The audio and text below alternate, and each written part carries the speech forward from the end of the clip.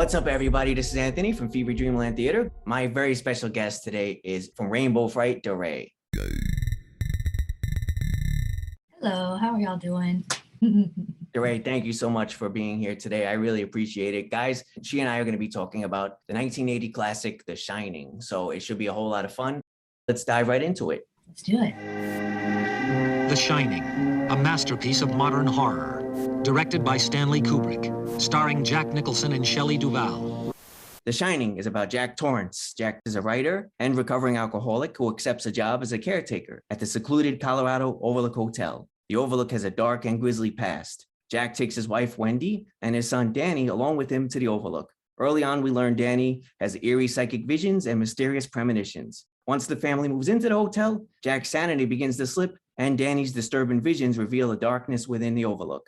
So we want to break it down into three categories. We want to talk about the creep factor. We want to talk about the characters. And in this case, because it's The Shining, we're going to talk a little bit about fan theories. So DeRae, you're the guest. I want to start off with you. First off, I'll just ask, are you a fan of this movie? Yeah, totally. I've always liked this film. The last time I watched it was over 10 years ago, and I never hated it or really, got invested in it. But I always had a good time when I watched it, and watching it recently, I was really into it this time around. And yeah, it's a fun ride. I love it. I saw it when I was like a kid. So I don't know how old you were when you started kind of like creeping in to watch the horror movies or whatever, but I guess I was a little young, and this was one of the ones I definitely watched, with the eyes closed a little bit. So there's like a dark nostalgia here for me. Let's talk about the creep factor though. What would you say is the creep factor? The very first time I watched this film, I definitely was a kid, and it didn't really seem that scary to me because I guess I didn't really understand what was going on. But now watching it again as an adult, what really gets to me is just Jack. He is just creepy from the beginning, which I never really realized. He just really hates his life. He seems to hate his wife. His kid seems to irritate him. And just having this family life of, where you just don't want to be around the people who you're supposed to be around all the time just kind of creeps me out. Hey, the weather forecast said it's going to snow tonight. What do you want me to do about it? Just his demeanor and just how he is, and having to be stuck with him in this big giant place alone and just in life forever, just kind of creeped me out for Wendy. I always, watching this just feel bad for her, yeah. And Danny, of course. Yeah. It's uncomfortable, isn't it? And to me, it's like it starts right from the beginning, that car ride in. Boy, we must really be high up. The air feels so different. Mm-hmm. There's like a bitterness to it. Mm-hmm. Like he doesn't want to be with these people. it's very uncomfortable. Here's a question: do you feel like he's ready to snap from the get-go? Just curious. Yes, definitely. Like he is in his interview. He's just like, I feel like sometimes he wants to say, just give me the job already and let's just do this. Like even when he's having his interview with the hotel manager, he's already just losing it, and we're just ready and waiting for that, perfect moment to happen where he just goes full on. And that's not gonna happen with me. I think for me, with the creep factor, definitely Jack is a huge part of it. He's such a presence in this movie, but it's the Overlook Hotel for me that does it in terms of the creep factor. This hotel, and the way Kubrick shot it, everything about it, the way it was lit, the way he's so meticulous with his shots, but there's a sense of dread as you watch this movie. You don't know what's going to come around the corner. Danny happens to see some of the awful things that are around each and every corner, and eventually Jack sees it too. There's a history that we get into a little bit. They talk about that was built over an Indian burial ground, right? Mm-hmm. So there's already a bad history there. And of course, there was murders in the past. The atmosphere in this movie is it's just spectacular. Everything about it, it's isolated, and you just feel like it's a place you're going to die, apparently. Yeah. What's your take on the characters in this movie? Well, poor Wendy, she's just so weak, but you just love her. You want to feel bad for her. You just want to tell her to run, but she is, stuck in this marriage. You can tell that she really has no other option and doesn't think about any other options, but I feel for her. And finally at the end, she kind of finally gets a backbone and kind of goes against Jack for the first time in our eyes, in front of us. And you know, I liked her little tiny strength at the end of the film. And then we also have Danny, and I just thought he is one of the best actors. I hate saying he's one of the best child actors, but you know, it is his only role really, except for his bystander role in Doctor Sleep. But he was just amazing. You know, he did a really a great job. Halloran, you know, he's great. Dick Halloran. When I rewatched this, I'm like, okay, I know he's not a bad guy, but if you're watching this for the first time, you might think, like, is this guy a little weird? Because at first he's kind of creepy. Why is this ice cream line coming out of nowhere, you know? But then we get to the first conversation between he and Danny by themselves. You're like, oh, okay, he's gonna be a bit of a guide for Danny. So he's not so creepy anymore. But I liked his presence in the film. Scatman Crothers was really good in this. And then Wendy, I just wanted to say one thing about her character too, was just, like you said, she finds her backbone. She makes sure that Danny gets to safety, and she's plotting to get away from Jack, and she is planning to escape. So I love her character, and Shelley Duvall went through a lot making this movie. Yeah. But I gotta say, it was just a fantastic performance all around from everybody. Shelley Duvall especially, she was a highlight for me. Watching the making of the film, we see her smoking a cigarette, pulling out globs of her hair, saying like, man, I'm under so much stress. And then in that same documentary, she's saying, you know, oh, Kubrick is great. I have all this respect for him and this and that. But then later down the road, you know, she expresses a little bit more about how hard it was, you know. I definitely feel for her because I'm watching Kubrick yelling at her, you know, like, well, when we said action and you're not here and all this and that and the other, it's like, how can you just speak to somebody that way? But if it's for the purpose of getting her to be a certain way and she's respecting that method, then okay. But I wanted to hear another story where he was like praising her and giving her all kinds of, you know, applause for her performance and this and that. But I don't feel like he ever did that. You know, he was just like, oh, she's okay. I had to cut out a bunch of stuff. Or somebody else was saying they had to cut out a bunch of her stuff because it wasn't good enough and all this mess. I'm just like, okay, well, there's no redeeming, you know, his treatment of her. I mean, yeah, the performance was great, but I just wanted an apology and thank you after. That's the thing, is that no performance in a movie is necessarily worth trauma per se. Sure, lifelong trauma. Good evening, Mr. Torrance. Good evening. And then just last thing I'll mention, Jack Nicholson, of course, was amazing in his.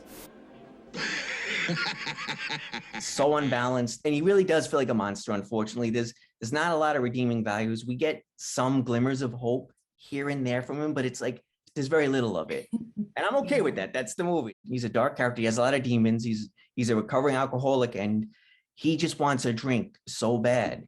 And there's a lot of insecurities there, and Jack Nicholson, it was brilliant. And I mean, I could talk about it endlessly.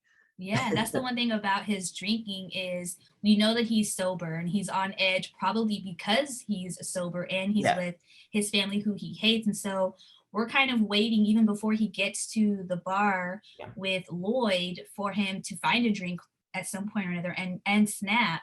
And so when he gets to the bar and he sees Lloyd and all the alcohol, we're just like, yep, here it comes. It's about to go down. Here we go. Yeah. And the last thing I want to talk about is just fan theories. There are a lot of fan theories, as we both know, as it relates to this movie. So yeah, one of the fan theories that I liked a lot because it made a lot of sense was just this idea of lingering historical violence. And, you know, because like we said before, this hotel is built over a Native American burial ground. Basically, they're kind of getting their revenge. And whoever stays there, I guess, during the winter times, they are basically repeating this history of violence. The hotel manager is also telling Jack beforehand in the interview that somebody else had done the same thing. Grady? Grady, and it's weird. Yeah, Grady. And it's weird that the Grady's first name changes in the movie, which I thought was interesting. Delbert Grady. That's right, sir. Yeah, so that happened to him. And then we have Jack basically in that same role. So we know in the future it's probably going to happen again. And I like this idea that it's because, you know, they're cursed because they built this whole thing over a Native American, you know, burial ground. So that was cool. Yeah, of all the fan theories, that seems to be the one with like a lot of substance. Like there seems to be a little meat on the bones with that one, right? Because that's Yeah. in the movie. Like whereas I feel like some of the other fan theories, it does feel like grasping at straws, or that we're really, you know, projecting a lot of maybe our own views. But yeah, that Native American genocide aspect of this and that fan theory, that's one that interests me. This was a new one to me. I saw it the other day that the hotel is basically hell. Jack signs a contract, and he basically drags his family essentially to hell with him, and that's why there's this slow, you know, nightmarish rollout. I like that because it makes sense when he's in the ballroom at the bar with Lloyd. You know, he essentially sells his soul. And I think that what is the line is something about like I sell my soul. I would give you for my soul, for a drink. And then know? Boom, the drink is there. And they really have no connection to the outside world. They're only eating all the food that's there. They have the walkie-talkies that go to the Rangers, I guess, and that's really it. So I do like that theory. That makes a lot of sense. It's interesting. The scenes. Yeah. That's the thing with all of these theories, right? Is you could pick out a scene or two and be like, well, that's it. That's the meaning. That's what Kubrick was going for. Yeah. We got it. What is your take on the movie? I guess I do take into account the whole genocide thing and take it, really heavily when I think about the whole idea. But taking that little bit of it out, it's really just basically Jack losing his mind. He just always had something inside of him that was just a little bad. Even though in the Shining book, Jack's supposed to be a little bit more loving and he actually loves his family, he's just kind of losing it, which kind of ties into the whole theory of this being hell because it transforms him and he can't really go back. But at the end of the book, he has a little glimmer of hope and tries to show Danny how much he loves him, but ends up still being taken over by the hotel. Yeah. So in the movie, it's basically, on the surface, just a movie about a guy who loses his mind. Mm-hmm. He falls off the wagon and loses his mind even more, So that's basically the gist of it. Is there a supernatural element in the movie? Is the hotel really haunted, or is it all in Jack's mind? I think the hotel is haunted because Danny he can shine. Mm-hmm. And so there is that supernatural aspect of it. So they are in this haunted hotel and that just adds to his spiral downward, So. And the only reason I ask is because there are people that say like that there really aren't any supernatural elements, that it's all a psychological thing. Like, which is weird because Danny, that's why it doesn't quite work for me. I'm like, okay, well then, like whose perspective are we seeing it from? Are we the viewers? Are we the ones that are going crazy? Yeah. I don't know. I'm pretty much with you on that interpretation. Yeah. I definitely do feel like there's a supernatural element at play here. And I think it's kind of there in the movie for me when he meets Grady in the bathroom and there's this conversation that they have where he mentions that you've always been here. You've always been the caretaker. So there's this cycle of violence that's going to repeat. I don't doubt that maybe that Native American thing could very well play into it. Maybe that's what sparked this cycle. Maybe that's what started it. And sadly, now it's just this ongoing thing that's just going to keep happening. You are the caretaker. You've always been the caretaker. So there we have it. That's our talk on The Shining. DeRae, thank you so much for joining us here at Fever Dreamland Theater. It's been a pleasure having you. And let people know about your channel, please, and where they can find you. Well, thank you so much for having me. It's definitely an honor to be on your channel. I've been a fan of yours ever since I found your channel. And I hope we get to do this again sometime soon. If you want to check out some movie reviews, some true crime and nail stuff, you can look me up at rainbowFRIGHT on YouTube. And I upload typically Thursdays and Fridays at about 2 p.m. And yeah, that's where you can find me. All right, awesome. Guys, you know what to do. Go check out DeRae's channel. And that's it for us. Later, everybody. Bye, everybody. See ya.